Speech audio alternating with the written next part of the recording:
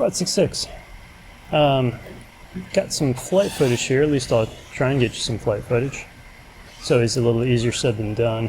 Turn on the camera and you always just kind of lose all your skills instantly. But we'll see what I can do to entertain you a little bit. So with this Rippage build, I think I've got it pretty well tuned in. I've got the PIDs dialed in, I think, filtering's all dialed in. One of the things I'm trying now is figuring out whether I like the GemFan 2520s better, or if I like these HQ 2.5 by 3 V2s, 2.5 by 2 by 3s. And these are specifically the V2s. The V1 was a terrible, oh, that took a shot. Let's see how rough that is. Sounds okay. The V1s were not good, but these V2s have been good in terms of like flight performance, things like that. I don't know why I'm so squirrely. It's a little windy now, but it's not that windy. No, maybe it is the prop. It feels a little different than GemFans. And I think it's mainly just because I'm trying to film myself flying.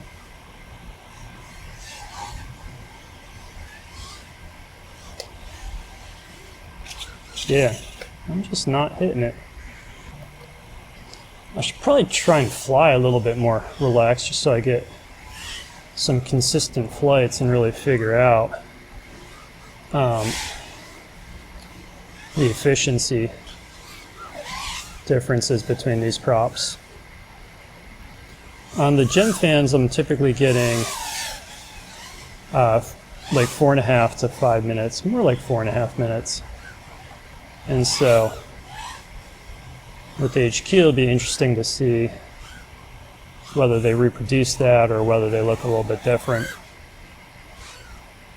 Man, I'm squirrely. I apologize about that. I'm trying. Is my camera not twisted? I don't know. I think it's just me. I think I'm just not locked in here.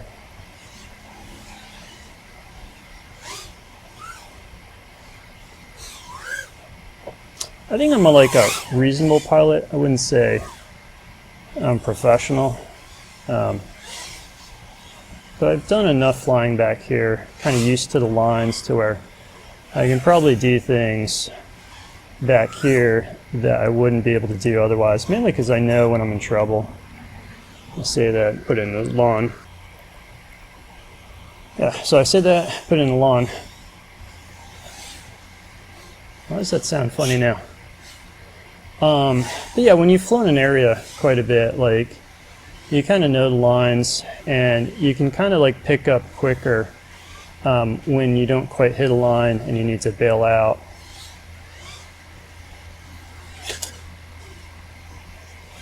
And I'm just not hitting these lines. I don't get it.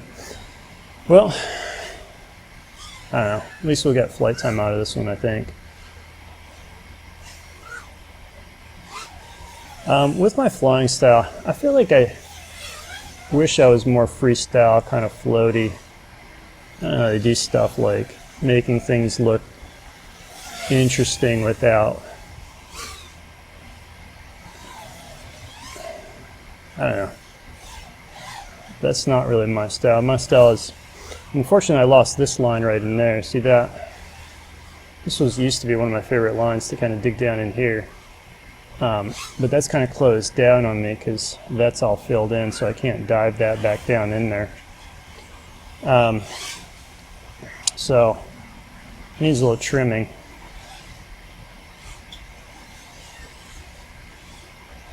And I think if you've followed this channel any, you've seen this line like 10 billion times, which is, it's really my go-to to see how well I can fly that. But all right, let me bring that in because that's going to be 3.5, 4.5 minutes. Let's pop another battery in.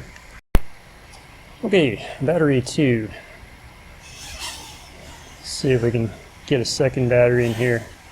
Kind of help confirm the flight time. But that was pretty much what I get. Kind of mixed freestyle sort of flying, getting about 4.5 minutes, a little bit more on the gem fans. So that's not bad if we got 4:30 on that flight there.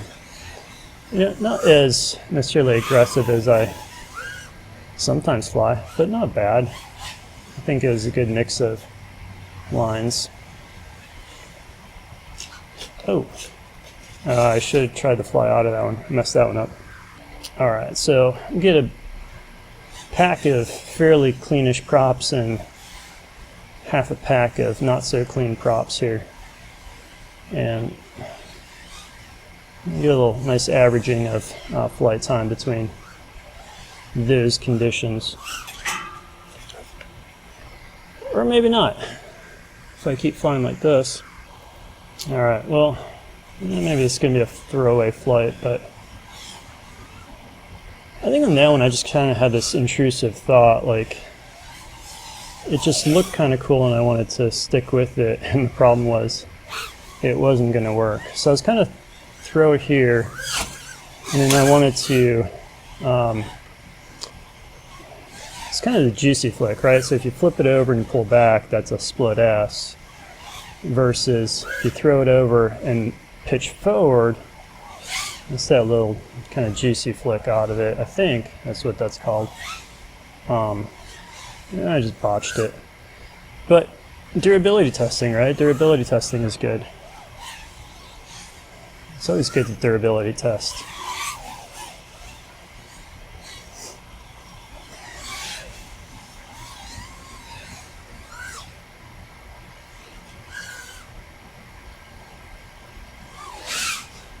This does have some punch out. I mean, like, I did that completely wrong, right? It's supposed to be a little bit of a... I did it wrong again. It's supposed to be a little bit like come in here, and then you just kind of punch your way right back in. And I missed the hole, so I had to bail out of it.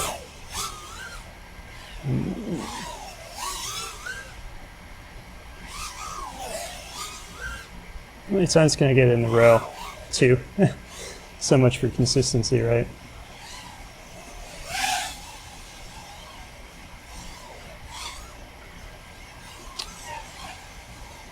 I don't know. What are you going to do?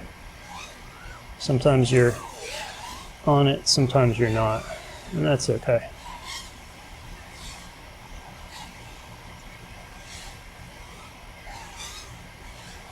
Oh no! Ah. So I'm getting the impression on these props, I think the gem fins might be a touch more efficient. But these HQ might still be the way to go, because I think they're a slightly more durable prop. They are basically the same. Well, maybe it's quite a bit less efficient. Look at that. We're like 330 and I haven't really punched it much. Yeah. So maybe they're less efficient. They do seem a little bit more durable. Maybe it's not deficiency. Maybe I'm just crashing too much. They seem a little bit more durable because they basically are the same weight, but they have a hub that's not as tall. I better land that. So the hub on, there's still a little battery in there, but 4 minutes. Yeah, I think these are a little, I think the HQ are a little less efficient, but they're more durable with the weight is more in the blade than the hub because it's a slightly, the hub is not quite as tall as the gem fans. And the gem fans have a very thin tip to the prop, so it makes sense that the HQ would be a little bit less efficient than the gem fans, but a little bit more durable. So, you know, pick your trade-offs there. All right. Anyways, little flight footage, not the cleanest, but until next time, cheers.